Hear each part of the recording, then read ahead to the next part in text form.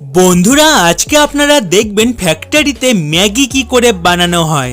মধ্যরাতে খিদে লাগুক বা পকেটে টাকা কম থাকুক, কিন্তু যদি আমাদের সুস্বাদু খাবার কিছু খেতে ইচ্ছে করে তাহলে সেই পরিস্থিতিতে আমাদের মাথায় একটি খাবারের কথাই আসে। বাচ্চা থেকে শুরু করে প্রতিটা মানুষের ম্যাগি খেতে ভালো লাগে, আর লাগবেই না বা কেন। ম্যাগির দামও যেমন কম আর বানাতেও খুব সহজ।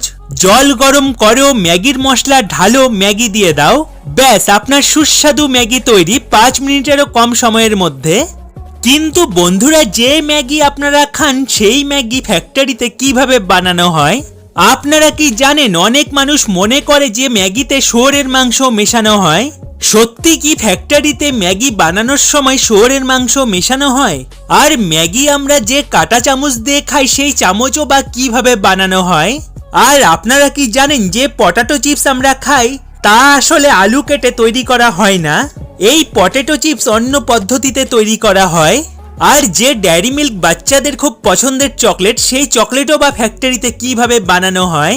ডেয়ারি মিল্কেও কি শুয়োরের মাংস মেশানো হয়? এই সব কিছু জানার জন্য ভিডিওটি পুরো দেখুন, কারণ ফ্যাক্টরিতে এইসব খাবারের জিনিস কিভাবে তৈরি করা হয় তা দেখলে আপনারা চমকে যাবেন। তাই ভিডিওটি শুরু করার আগে ভিডিওটির নিচে একটি লাল রঙের সাবস্ক্রাইব বাটন রয়েছে, তার উপর ক্লিক করে পাশে থাকার নোটিফিকেশন বেলটি বাজিয়ে দিন, যাতে এই চ্যানেলের সব ভিডিওগুলো আপনি সবার আগে দেখতে পারেন। আর ভিডিওটি পুরো দেখার অনুরোধ রইল। ক্যান্ডি বার, সবার প্রথমে কথা বলি ক্যান্ডি বারের। বন্ধুরা, আপনারা তো ডেয়ারি মিল্ক চকলেট খেয়েছেন। যদি এই চকলেট নাও খেয়ে থাকেন তাহলে এই চকলেটের অ্যাড টিভিতে তো অবশ্যই দেখেছেন। এই ডেয়ারি মিল্ক চকলেট বাচ্চাদের খুবই পছন্দের একটি চকলেট। আজকে আমি আপনাদের বলবো এই চকলেট কিভাবে তৈরি করা হয়। এই চকলেট বানানোর জন্য চিনি, নারকেল তেল, কফ সিরাপ আর মলাসেসের ব্যবহার করা হয়। তারপর এই সব উপকরণগুলোকে একটি বড় পাত্রে রেখে মিক্স করা হয়। এরপর এই মিশ্রণটিকে 8 থেকে 10 মিনিট ধরে গরম করা হয়। তারপর এই মিশ্রণকে একটি বড় পাত্রে ঢালা হয়। যদি এর আগে বানানো বেঁচে যাওয়া কোনো ক্যান্ডি থাকে তাহলে সেই ক্যান্ডিকেও এই সিরাপের মধ্যে দিয়ে দেওয়া হয়। এরপর এই মিশ্রণটিকে একটি বড় স্টিলের পাত্রে ঢালা হয়। তারপর এই সিরাপটিকে একটি স্ট্রেকচার মেশিনে দিয়ে দেওয়া হয়, যেখানে এই মিশ্রণটিকে 5 মিনিট ধরে স্ট্রেকচার করা হয়। তারপর ক্যান্ডির একটি করে মিশ্রণের লেয়ারকে প্লেটে রেখে দেওয়া হয়। তারপর এই লেয়ারের ওপর চকলেটের গ্লু দিয়ে দেওয়া হয়। এই চকলেটের গ্লু অতিরিক্ত গরম হওয়ার কারণে প্লেটের লেয়ারে ঠিকভাবে লেগে যায়। তারপর কাটিং মেশিনের সাহায্যে 5 ইঞ্চির অন্তর অন্তর লেয়ারকে কেটে ফেলা হয়, যার ফলে এগুলো চকলেটের সাইজে হয়ে যায়। তারপর কনভেয়র বেল্টের সাহায্যে হট চকলেটের নিচ দিয়ে এই কাটা চকলেটের পিসগুলোকে নিয়ে যাওয়া হয়। এখন চকলেট সম্পূর্ণভাবে তৈরি। এখন একটি কাজই বাকি, তা হলো প্যাকিং, যেখানে সব চকলেটগুলোকে মেশিনের সাহায্যে একটি একটি চকলেটকে প্লাস্টিকের র্যাপার দিয়ে প্যাক করা হয়। তারপর কার্টুনের বক্সে ভরে বিক্রির জন্য বাজারে পাঠিয়ে দেওয়া হয়। এখন প্রশ্ন, চকলেটে কি শুয়োরের মাংস মেশানো হয়? তাহলে আপনাদের বলে রাখি, হ্যাঁ, চকলেটে শুয়োরের মাংস মেশানো হয়, কিন্তু ভারতের চকলেটে শুয়োরের মাংস মেশানো হয় না। বিদেশে যেসব চকলেট বানানো হয় সেই সব চকলেটে শুয়োরের মাংস মেশানো হয়। ম্যাগি, এখন বলবো সেই সুস্বাদু খাওয়ার ম্যাগির কথা, যা পৃথিবীতে এমন কোনো মানুষ নেই যে খায়নি। কোম্পানি থেকে টিভি অ্যাডে বলে যে ম্যাগি 2 মিনিটে তৈরি হয়ে যায়, কিন্তু আমি আর আপনিই জানি এই ম্যাগি তৈরি হতে 2 মিনিটের বেশি সময় লাগে। আপনি কি কোনোদিনও 2 মিনিটের মধ্যে ম্যাগি বানিয়েছেন? যদি বানিয়ে থাকেন তো নিচে কমেন্টে অবশ্যই জানাবেন। আর আপনি যদি 2 মিনিটের মধ্যে ম্যাগি নাও বানাতে পারেন তাহলে আপনি কয় মিনিটে ম্যাগি বানান সেটাও আমাদের কমেন্টে জানাবেন। এতক্ষণ হলো ম্যাগি বানানোর কথা।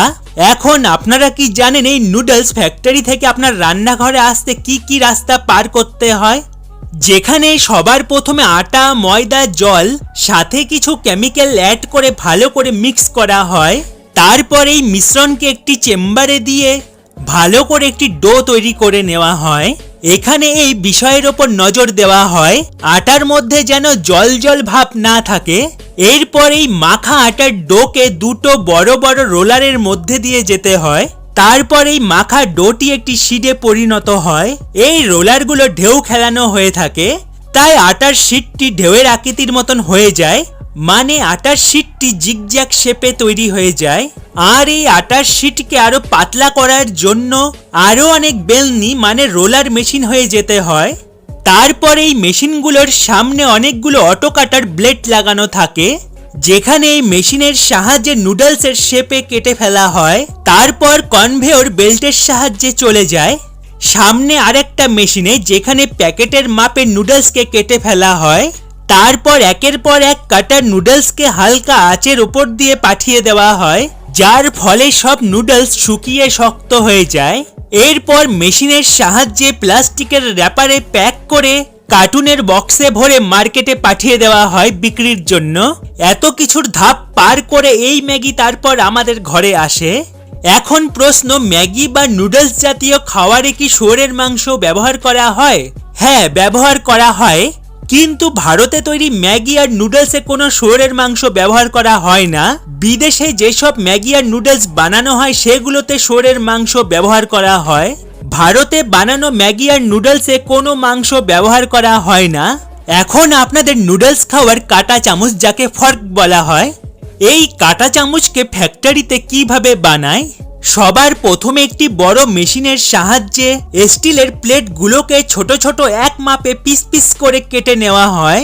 তারপর এই পিস পিস করে কাটা স্টিলের টুকরোগুলোকে একজন শ্রমিক এক জায়গায় জড়ো করে রাখবে। তারপর এই টুকরোগুলোকে অন্য আরেকটি মেশিনের কাছে নিয়ে যাবে, যেখানে এই প্লেটগুলোকে এমন আকারে কাটা হয় যা এই আকার দিয়ে খুব সহজে কাঁটা চামচ তৈরি হয়ে যায়, যাকে আমরা ফর্ক বলি। আর এই সব প্লেটের পিস যখন প্রপার শেপে কেটে নিচে পড়ে যায়, তখন শ্রমিকরা হাত দিয়ে কাটা টুকরোগুলোকে উঠিয়ে একটি কন্টেনারে রাখে। যখন এইরকম কন্টেনার ভরে যায়, তখন আগে প্রসেসের জন্য নিয়ে যাওয়া হয়। তারপর এই সব পিসকে একটি রোলার মেশিন দিয়ে নিয়ে যাওয়া হয়, যাতে চামচের মাথার দিকটা পাতলা হয়ে যায়। এই প্রসেস সম্পূর্ণ শেষ করার পর শ্রমিকরা এর সামনের দিকের অংশকে প্রপার শেপ দেওয়ার জন্য একটি মেশিনের ভেতর রেখে কেটে দেয়। এতে চামচের সামনের অংশটা একটি নর্মাল চামচের মতন ব্যান্ড হয়ে যায়। এখন এটা একটি নর্মাল চামচে পরিণত হলো, কিন্তু এই চামচকে কাঁটা চামচ বানানোর জন্য আবার মেশিনের ভেতর দিয়ে এই চামচগুলোকে কাঁটা চামচের ডিজাইনে কেটে নেওয়া হয়। তারপর একটি কাঁটা চামচ তৈরি হয়।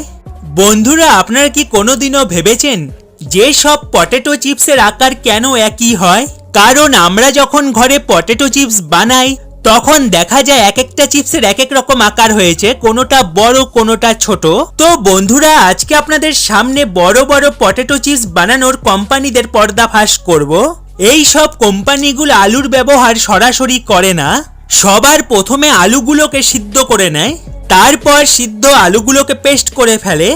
এরপর এই পেস্টের মধ্যে আরো অনেক রকমের কেমিক্যাল মেশানো হয়, যার ফলে এই পেস্ট আটার মতন আঠালো ভাব হয়ে যায়। তারপর এই পেস্ট কনভেয়র বেল্টের মাধ্যমে চলে যায়। তারপর একটি বড় 4 টনের ওজনের রোলারের মাধ্যমে এই পেস্টটিকে ছিটে পরিণত করা হয়। এরপর সামনে থাকা আর একটি কাটার রোলারের মাধ্যমে চিপসের আকারে কেটে নেওয়া হয়, আর বেঁচে থাকা বাকি অংশ কনভেয়র বেল্টের সাহায্যে উপরে চলে যায়, যাতে বেঁচে যাওয়া অংশগুলোকে আবার পরে যখন চিপস বানানো হবে তখন ব্যবহার করা যেতে পারে। তারপর কেটে নেওয়া চিপসগুলোকে রোলার মেশিনের ভিতর দিয়ে পাঠানো হয়, যাতে প্রতিটা চিপসের আকার একই হয়। তারপর এই চিপসকে স্টিলের একটি সাঁচে 30 ডিগ্রি অ্যাঙ্গেলে বানানো হয়, যার জন্য প্রতিটা চিপসকে প্যাকেট থেকে বের করলে একই দেখায়।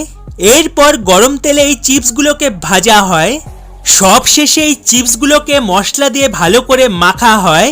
তারপর মেশিনের সাহায্যে চিপসগুলোকে প্যাক করে কার্টুনের বক্সে ভরে মার্কেটে পাঠিয়ে দেওয়া হয় বিক্রির জন্য। আর এই চিপসই আমরা খেয়ে থাকি। তো বন্ধুরা, ভিডিওটি আজ এ পর্যন্তই। ভিডিওটি আপনাদের কেমন লাগলো কমেন্টে অবশ্যই জানাবেন। সাথে এখনো যদি আমার চ্যানেলটি সাবস্ক্রাইব করে না থাকেন তো এখনই সাবস্ক্রাইব করে নিন, আর পাশে থাকার বেল আইকনটি বাজিয়ে দিন, যাতে এই চ্যানেলের সব ভিডিওগুলো আপনি সবার আগে দেখতে পারেন। ভালো থাকবেন বন্ধুরা, ফিরে আসবো আবার অন্য কোনো ভিডিও নিয়ে খুব তাড়াতাড়ি।